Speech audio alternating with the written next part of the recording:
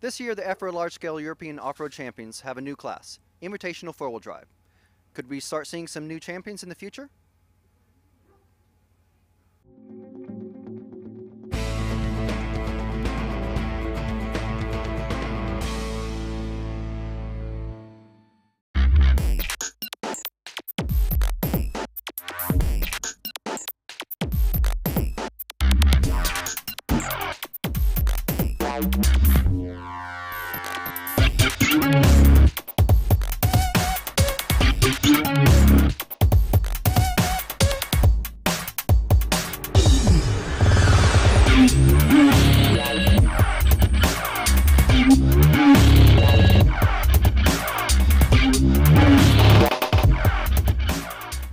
What do you think about the turnout for the Invitational Four-Wheel Drive class?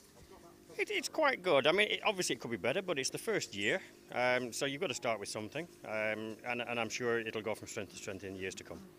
So we're already looking forward to seeing that as a championship class in the future, near future, next year? We've got to see how it develops. I mean, you can't commit to having a separate meeting, until you get a reasonable entry. So, let's see how it develops over the next year or two, and then, yeah, it probably will be. The cars are proving themselves today. They're very, very fast, much faster than the two-wheel drives. I think it's definitely a class to be looking at in the future. The lap time differences between the four-wheel drive and two-wheel drive, at the moment, it doesn't seem like there's much of a big difference. Can you explain why you think that is? Okay, I think there's nearly half a second. So quickest lap time was 48 yesterday from Dirk, and today I think it was 41.1 from Stevo. So I think there is nearly more than half a second difference. What is on such a track already good, because we have your AstroTurf track where it's normally always more traction than on the clay tracks. That's also a benefit for the two-wheel drive cars because they are way lighter. So it's around 2 kilos lighter car.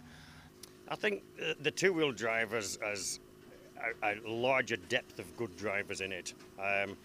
And the setups and the technology is probably a little bit more advanced in two-wheel drive because it's been around longer. Four-wheel drive is seen more as the fun class hobby sort of side of things, and it's not taken quite as seriously on the setups and the development side. But obviously, as it gets more popular, that'll come. We've noticed that there's not many repeat names on the two-wheel drive off-road and the four-wheel drive off-road rosters. Is any reason for that, or is people just like to concentrate on one class at a time? I think from a driver's perspective, you are better concentrating on one because whilst it's still off-road, the driving style is quite a bit different and the car setups. And I think you've got to be very good to do well in both to be able to actually get the best out of both classes at the same event. It's very, very hard. Yeah. So it looks like four-wheel drive is a growing class for the future. Let's hope we see more of it to come.